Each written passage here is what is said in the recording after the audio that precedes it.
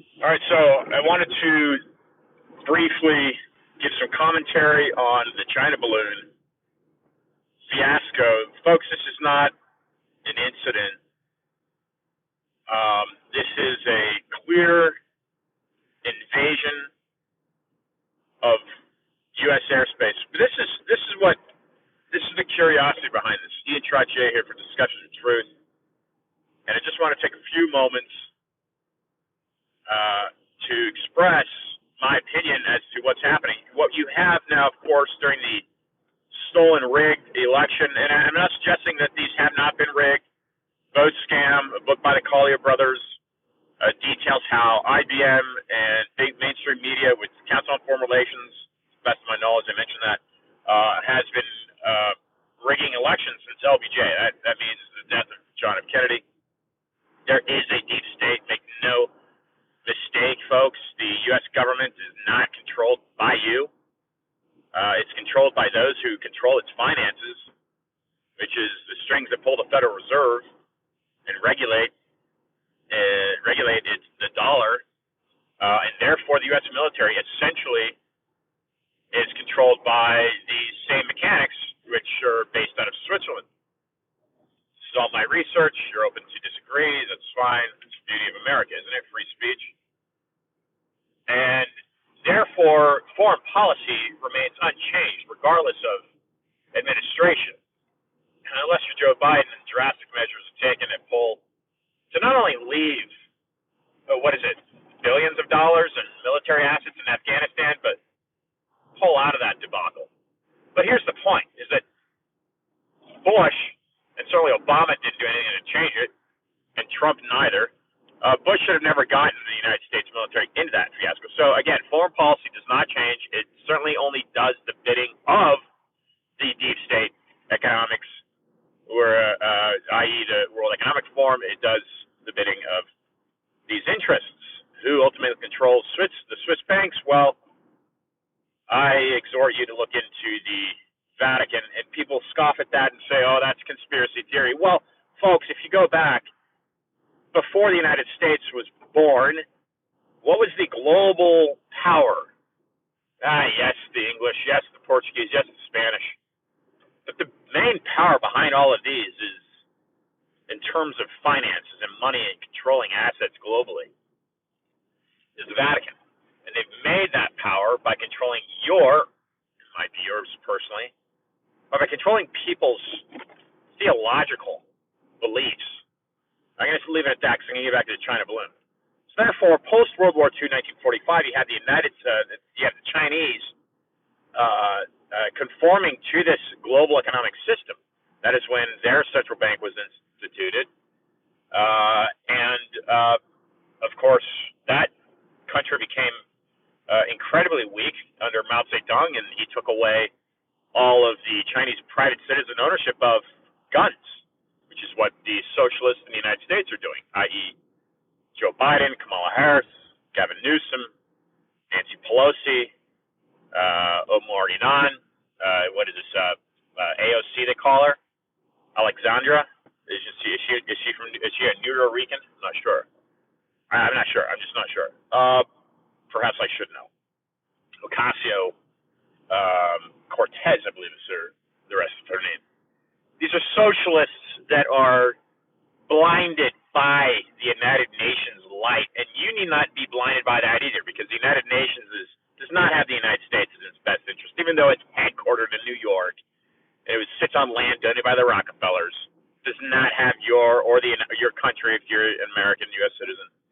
It does not have you in best interest, your Constitution in best interest. So the question I have for these socialists, and Biden being their head, and you have a clear polarized divide politically in the United States.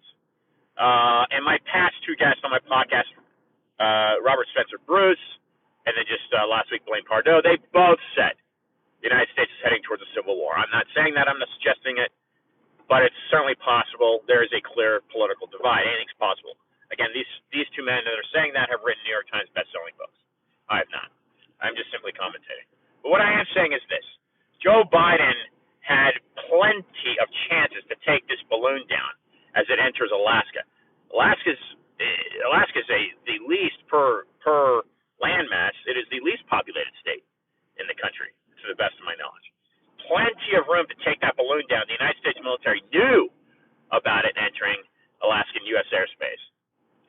question I have is for Justin Trudeau's. Trick or Trudeau.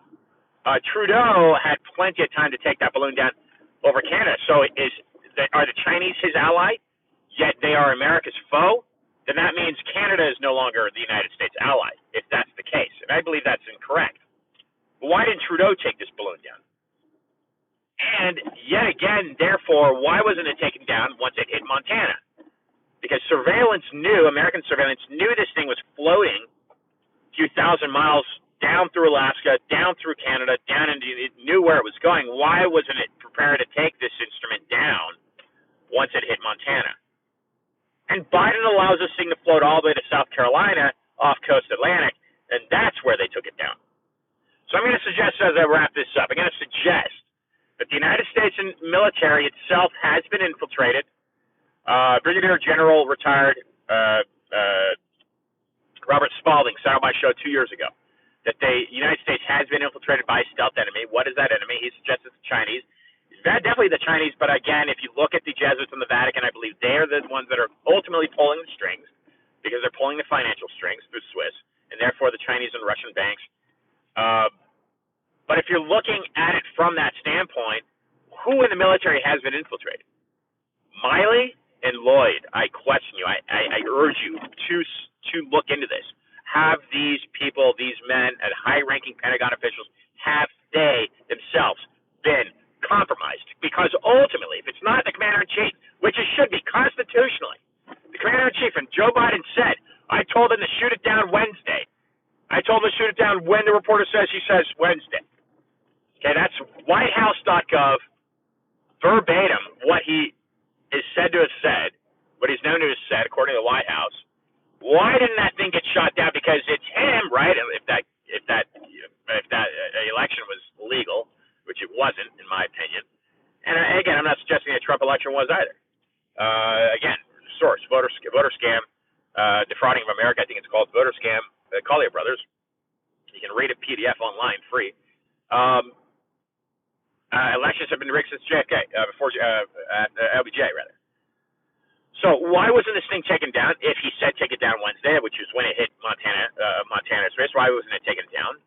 And I suggest that because the upper echelons of the Pentagon, which is controlled by the deep state, and therefore the White House and Congress are simply its puppets,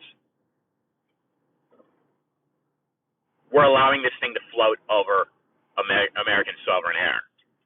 You folks need to not only duck and cover, and that includes myself, but you need to lock and load, and not only prepare for adversaries, domestic. That is your constitutional right, but prepare for an invasion. And again, I'm suggesting, is Canada complacent with the Chinese invasion? Why didn't the Canadians shoot this thing down after it entered their airspace, after it left Alaskan airspace? Can the Canadians be trusted? We do know the Canadians are simply weak. They're just weak. I love Canada. My family roots back to Canada at 1640.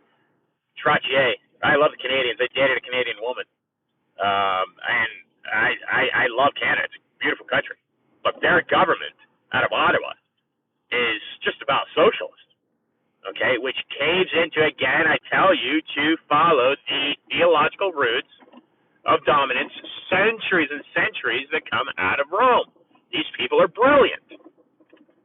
We're looking at a stealth enemy, yes, because they are cloaked in dark. They are brilliant engineers, military minds.